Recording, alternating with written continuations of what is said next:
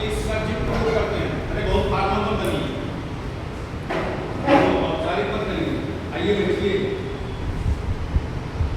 ये शहरों की विशेषता है। और जब ये अनौपचारिक हो गया,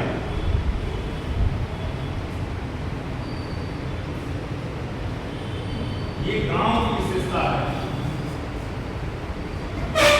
गांव इस ऑप्शन में कौन सा सही होगा? विशेष जीवन विधि।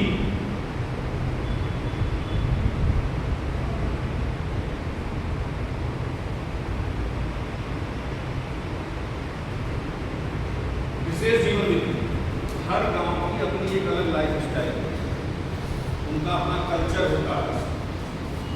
चाहे त्योहार मनाने का हो, चाहे विवाह का हो, चाहे बातचीत का हो, चाहे रिश्ता करने का हो, सब अलग अलग होगा।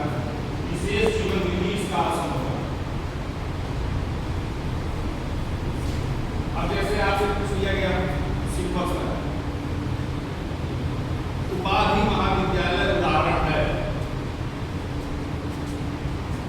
ऑप्शन देखिए, समिति का, संस्था का, समुदाय का, समिति और संस्था दोनों का।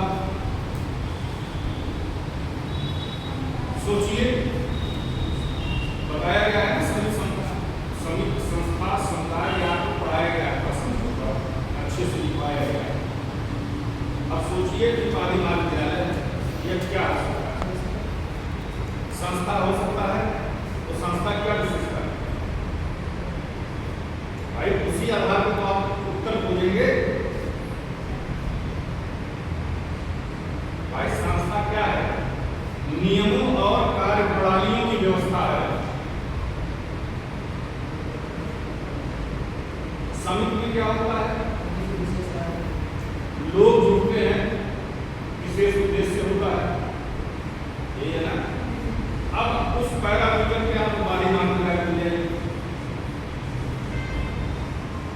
यहाँ लोग हैं कि नहीं? लोग बैठे हो ना, लोग हैं, किसी विशेष उद्देश्य से आए हो। उद्देश्य क्या है? पढ़ाई करना, ये है ना। तो ये समिति की विशेषता हो गई है।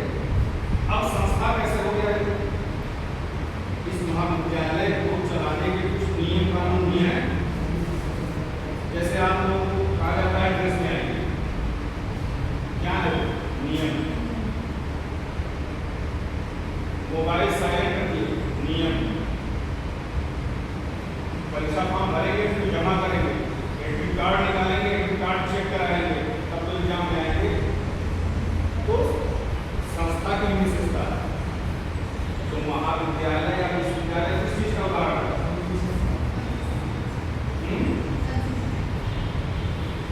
उसको कहते हैं जमा बताने के बाद संस्था, दोनों का उदाहरण होता है।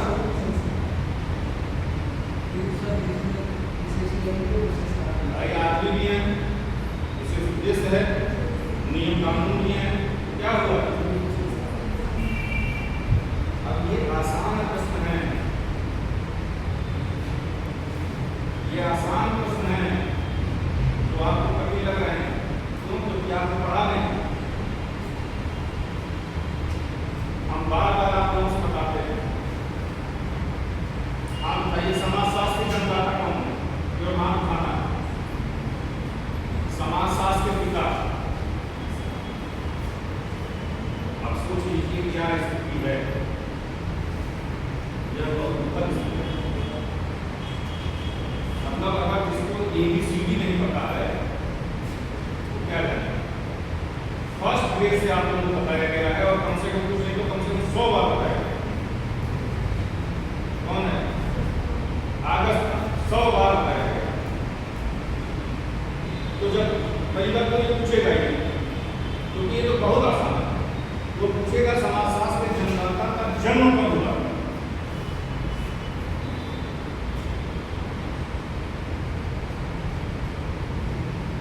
अरे सब फर्स्ट सेमेस्टर के नोट्स चाहिए।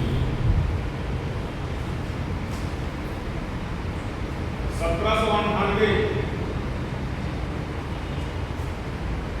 अभी तो नहीं याद हो जाएगा।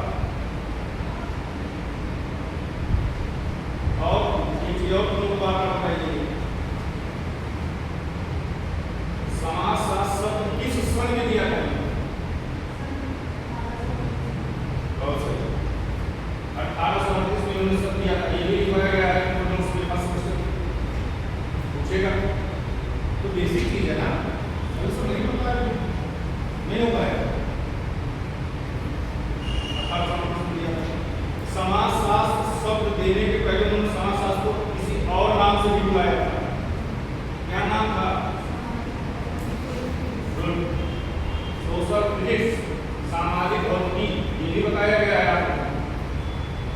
सामाजिक भौतिकी, समाजशास्त्र शब्द से पहले उन्होंने इसको सामाजिक भौतिकी कहा था, बाद में इसका नाम बदल के 1829 में उन्होंने क्या किया, समाजशास्त्र कर दिया। समझ में आया? अब ये सब बेसिक है, ये गड़बड़ हो गया तो फिर समस्या आएगी आपको।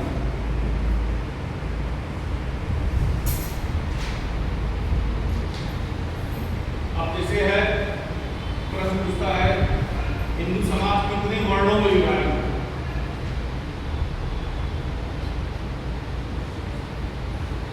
बचपन से घर में सुन के आए,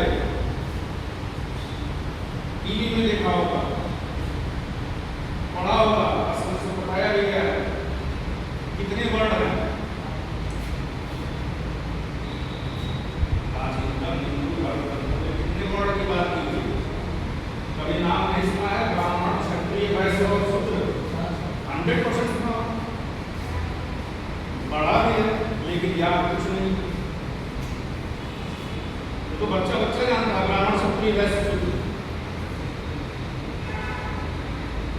अभी तो आसान प्रश्न नहीं आ जाएगा। तो कितने हो गए?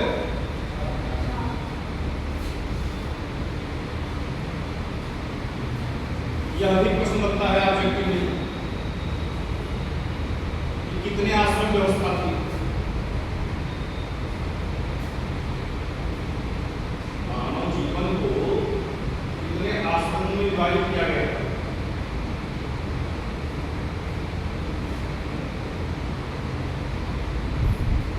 यह अभी सुना है, पढ़ा है, लेकिन याद ब्रह्मचर्य नाम सुना था, गृहस्थ